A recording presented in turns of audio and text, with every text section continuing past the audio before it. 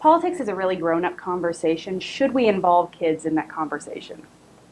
Kids today are consuming so much social media, so we should not assume that they're not paying attention. In fact, we know they are.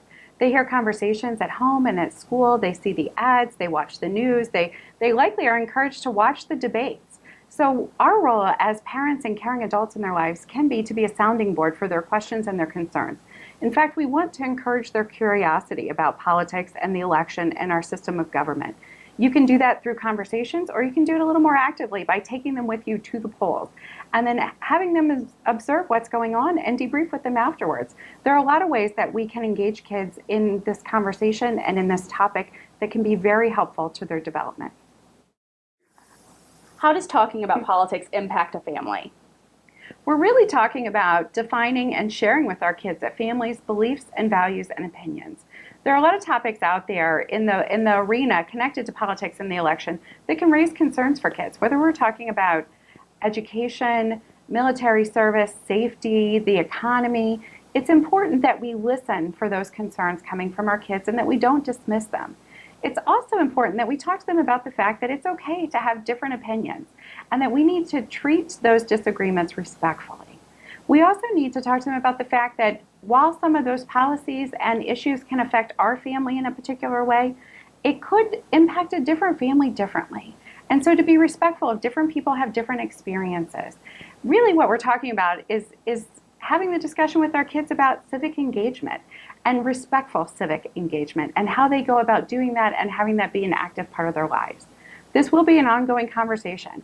Kids change, so do their ideas, their understanding, and their level of curiosity. We as adults can help them through that process. What advice do experts have for parents when it comes to talking to their kids about politics? Just like every other topic, it's important that we are developmentally appropriate with the discussions that we have. And it's kind of that scaffolding. You start pretty general and then you get to the more specific. So for pre-K, we're talking about why we vote and the history of our country. For the elementary age kids, we're talking about the process, the political system, the goal of campaigns, the goal of ads. By middle school, they can start to dig into those issues and they're realizing issues that may impact them. You can talk about the party system and some candidates, ask them and encourage them to watch the debates, and then talk to them about what they thought about it. By high school, they're getting really close to being part of that voting population, and they're aging into that. So they need to be watching the news and the debates and have some more serious discussions, really dig into the issues, the candidates, the campaigns. One of the important messages for this group is to let them know they do not need to believe everything that they read or hear that's going on. There's a way to engage every age of students in this topic. We just need to be really careful and really pay attention to how we're doing it for each age group. Okay.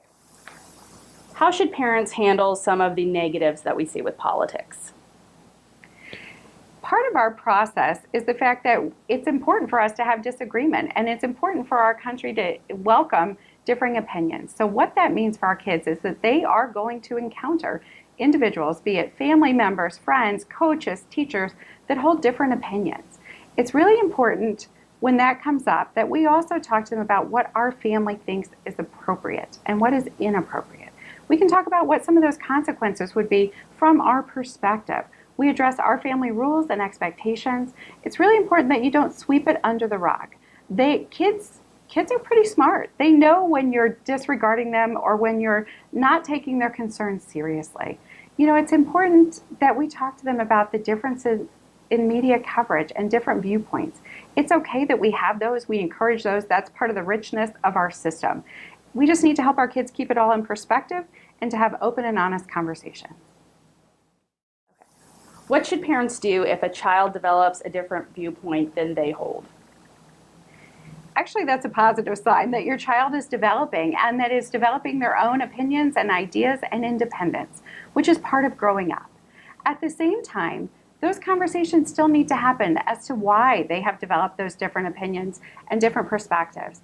And the reality is you can share yours and should share your differences of opinion.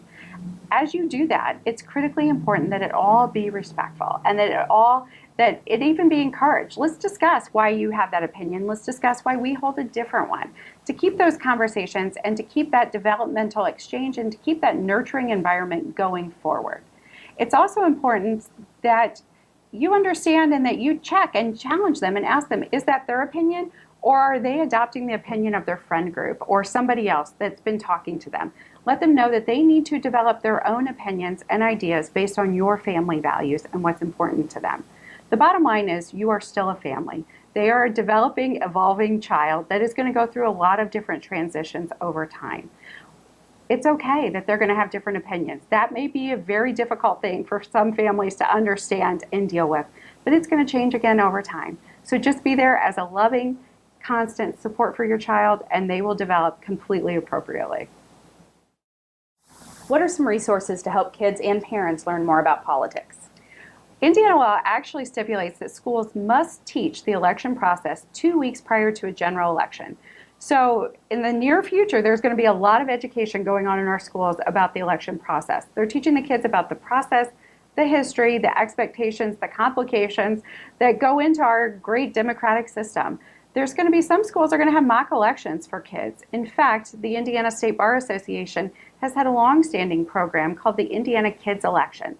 It pulls in the Department of Education as well as the Attorney General's office to really give kids that hands-on experience of what a full-fledged election looks like.